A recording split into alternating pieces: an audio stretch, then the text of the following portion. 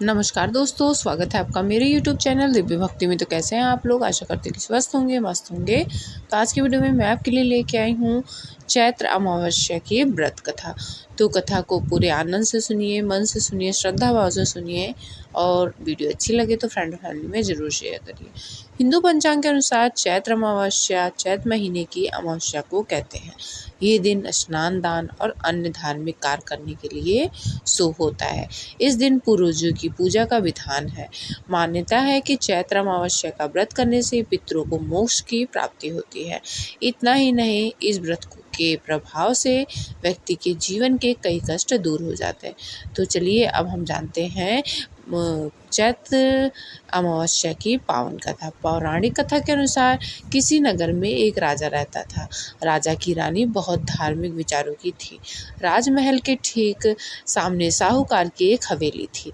रानी और उस साहूकार की पत्नी की घनिष्ठ मित्रता थी। तभी एक दिन हवेली से साहूकार की पत्नी की रोने की आवाज़ आई। इस पर रानी ने इससे कारण पूछा। तब राजा ने बताया कि साहूकार का पुत्र मर गया है। रानी ऐसे दुख से वंचित थी, इसलिए वो राजा से एक बार फिर पूछी कि ये दुख क्या होता है। इस पर राजा ने बोला, जब तुम्हारा कोई बेटा मरेगा तो तुम्हें समझ आएगा। ऐसा सुनकर तुरंत रानी ने अपने बेटे को नीचे फेंक दिया, पर भगवान की कृपा से उसे कुछ नहीं हुआ। रानी ने फिर पूछा कि ये दुख क्या है। तब राजा ने रानी को जवाब देते हुए कहा कि जब पड़ोसी राज्य में युद्ध होगा और मैं उस युद्ध में अकेला जाऊंगा, इसके बाद जब तुम मेरे मरने का समाचार सुनोगी तब तुम्हें पता चलेगा। हालांकि रानी अमावस्या व्रत करती थी, जिस वजह से राजा युद्ध जीतकर वापस आ जाते थे। रानी फिर से सवाल करती है। तब इसके बाद राजा ने कहा कि जब हम गंगा माँ के दर्शन को जाएंगे तब मैं वहाँ गंगा नदी में कूद जाऊँगा, फिर तुम्हें पता चलेगा कि दुख क्या होता है।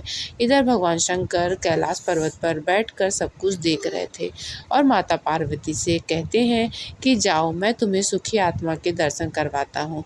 इसके बाद भगवान शिव बकरे और माता पार्वती ने बकरी का रूप धारण करके एक बावली के पास घर में घुसकर रानी ने उस बावली को देखकर कहा कि हम यही विश्राम करेंगे।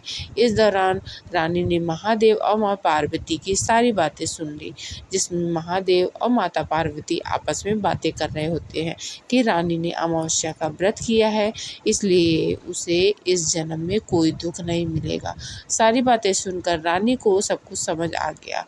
फिर उसने राजा को सब कुछ बताया। ऐसा माना जाता है कि अमावस्या व्रत रखने से इंसान के सभी संकट दूर हो जाते हैं।